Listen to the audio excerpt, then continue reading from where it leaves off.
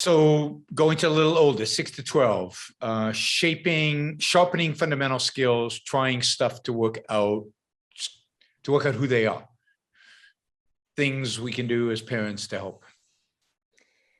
Sure. Well, now my oldest child is turning 7, so you're pushing me into the limit of my parenting experience, but I can speak more from my professional experience and observing in elementary classrooms and so on. So it seems like the question is around helping children kind of develop interests or spark interests. Is that how you both take it? Yeah. Well, so I think both of my children at this point have developed some interests already that I think it's just about fostering.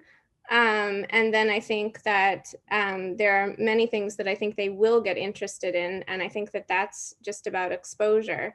But I noticed, like with Sachin, so Sachin really likes chess, but also sometimes he really gives up too easily.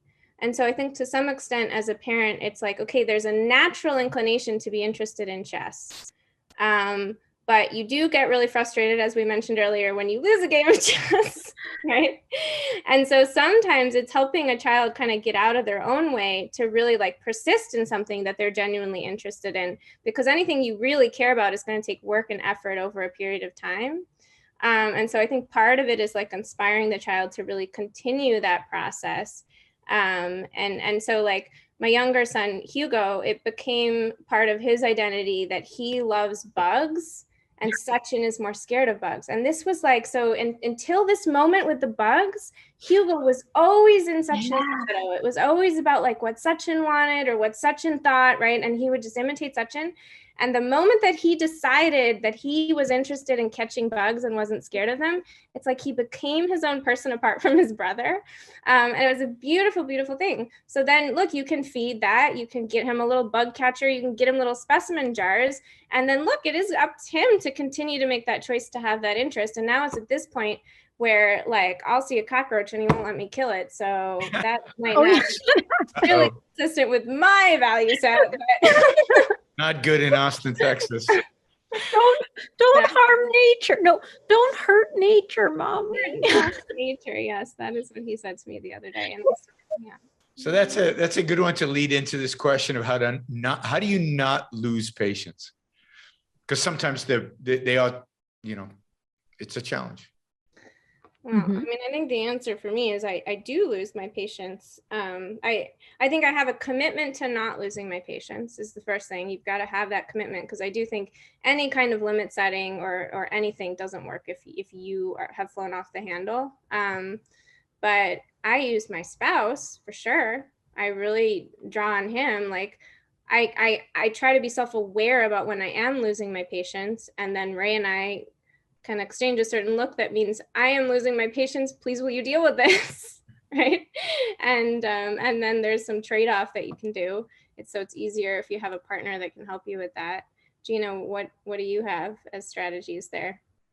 Yeah, I mean, a whole toolkit of distress tolerance strategies that I'm lucky enough to have trained in, which isn't to say that most of them are actually at my disposal, though, in the moment when my mind is already just completely occupied with how many more times are we going to go in this circle of, and this is like, I'm barely qualified to speak because we're talking about, she's, like I say, barely verbal. So I can just see in my future, like when there are whole sentences and whole like stories worth of explanations for why she can't go to bed yet or brush her teeth or whatever the case may be.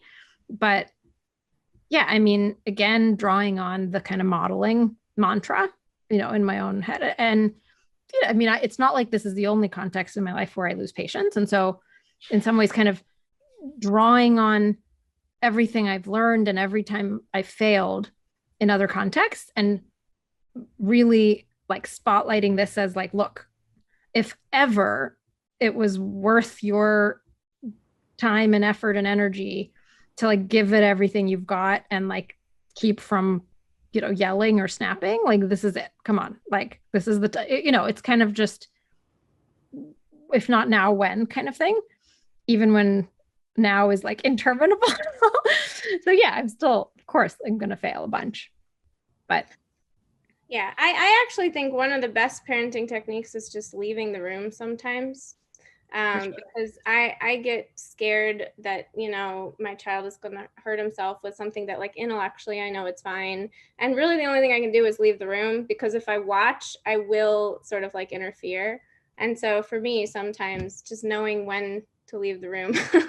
yeah, it's interesting. Like, I have found that some people who have major like anger issues, or who have, like issues with authority, who have distress tolerance kind of challenges, kind of interestingly are able to make exceptions for their kids.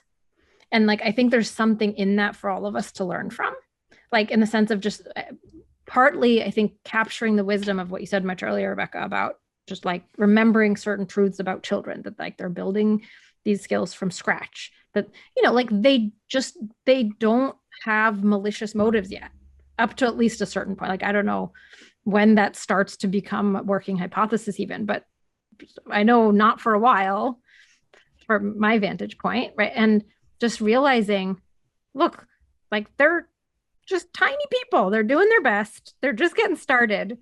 You can't expect them, like, you're the adult here, be the adult. Like, and somehow it's just easier to remember that for me. And I don't think necessarily for everyone, and not, this isn't going to be everybody's forte, but just trying it and seeing if maybe this perspective can help, kind of just realizing, like, look, this is a different situation than when I get into a fight with my partner or with my boss, or with my, like, that I can't hold my kid to those standards. I'm the adult here. So let me be the adult. Yep. And to begin with, I wonder if I can ask you to capsulize. I know this is difficult. Can I ask you to capsulize your philosophy? What is Randism? First of all, I do not call it Randism, and I don't like that name. I call it Objectivism. All right. Meaning a philosophy based on objective reality.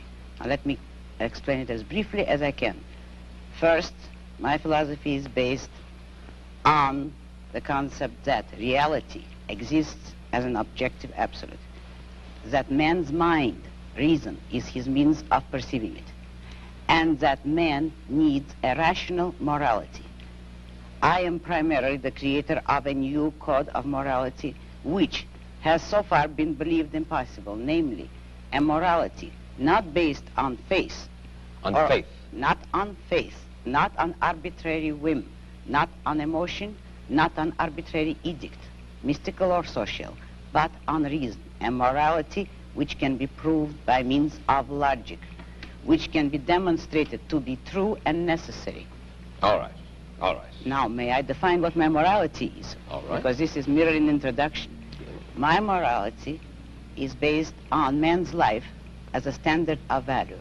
And since man's mind is his basic means of survival, I hold that if man wants to live on earth and to live as a human being, he has to hold reason as an absolute, by which I mean that he has to hold reason as his only guide to action, and that he must live by the independent judgment of his own mind, that his highest moral purpose is the achievement of his own happiness, and that he must not force other people, nor accept their right to force him, that each man must live as an end in himself and follow his own rational self-interest.